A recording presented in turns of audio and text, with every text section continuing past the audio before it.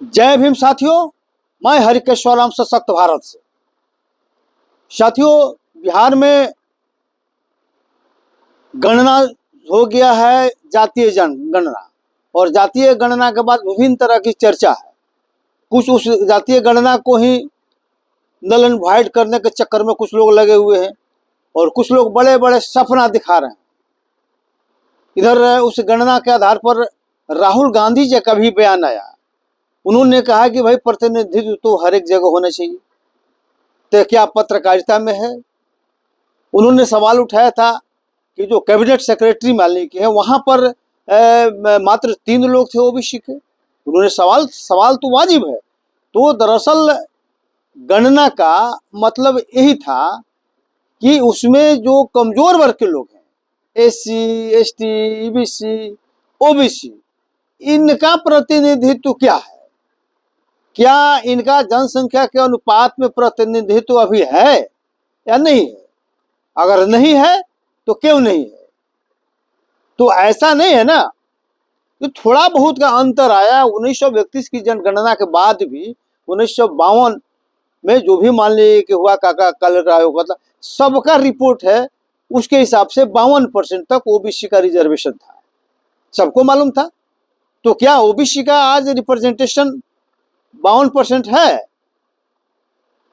EBC का 31% मान ले उसमें से आया था, तो क्या 31% विधायिका में है, कार्यपालिका में है?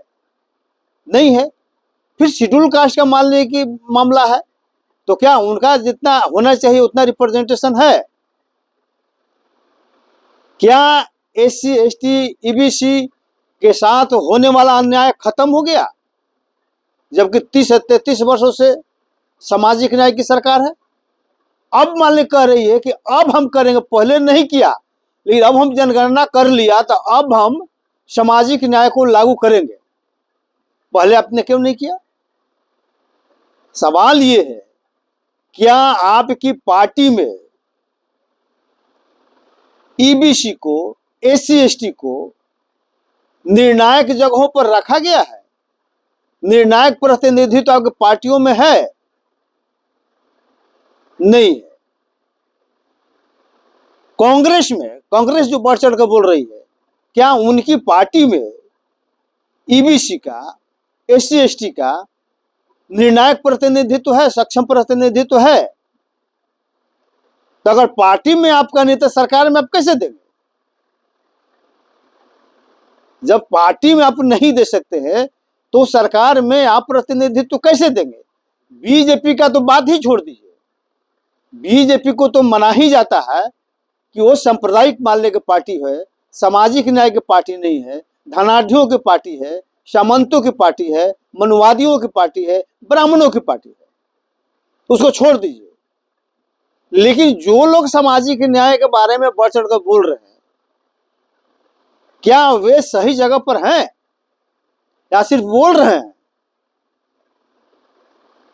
तो अगर बोल रहे हैं सिर्फ, इसका मतलब आप देखिए ना, जिससे नीतीश कुमार जी का जब जातीय जनगणना का रिपोर्ट यहाँ पर बिहार में आ गया, उसके बाद आपने क्या किया? पहला इसका लक्षण तो यही आया कि आपने 10% सवर्णों को 10% आरक्षण दे दिया, सभी को गरीब मानते हुए, जबकि 78% भूमि पर कब्जा उन्हीं का है। आप बताइए, तो कैसे आप न्याय करेंगे? पहला आपका तो रिएक्शन ये आया, पहला तक काम आपने इसके आने के बाद ये किया,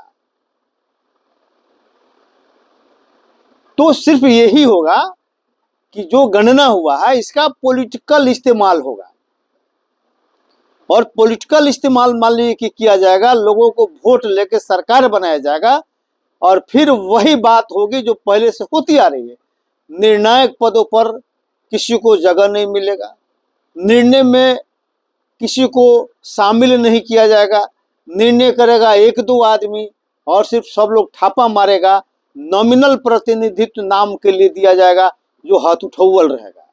तो ये लोकतंत्र के लिए सबसे बड़ा खतरा है। तो लोकतंत्र के लिए सबसे बड़ा खतरा क्या है कि जो सामाजिक न्याय के लोग हैं, जो अपने आप को कहते हैं कि हम सामाजिक न्याय के आदमी हैं, हम सामाजिक न्याय को लागू करेंगे, तो उनकी तरफ आप झांक कर देखिए। वे चाहते हैं कि दूसरों का हिस्सा तो छीन लें जो वर्चस्व में है, लेकिन अपना वर्चस्व बना लें।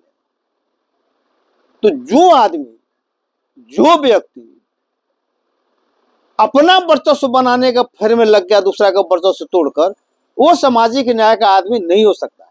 सामाजिक न्याय का वही आदमी हो सकता है जो संकल्पित हो कि अपने हिस्से से हम एक भी ज्यादा और एक भी कम ना लेंगे, ना किसी को लेने देंगे।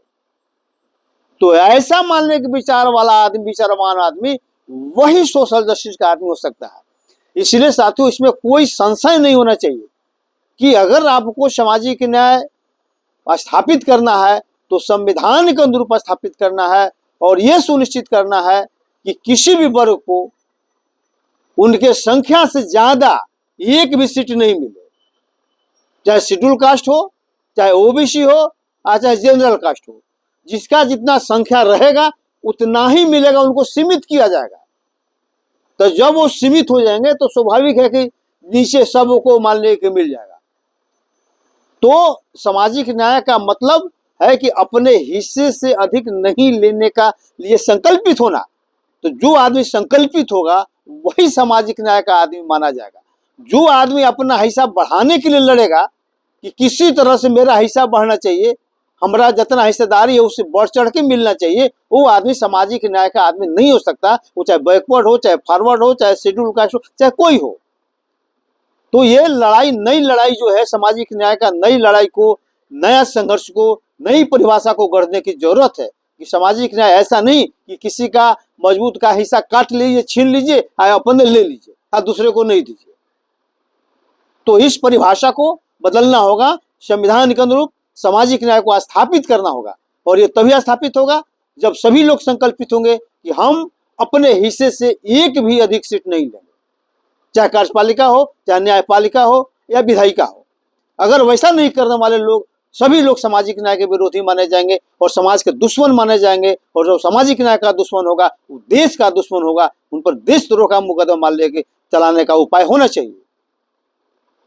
तो साथियों, आज इतना ही। जय भीम, जय भारत, जय संविधान।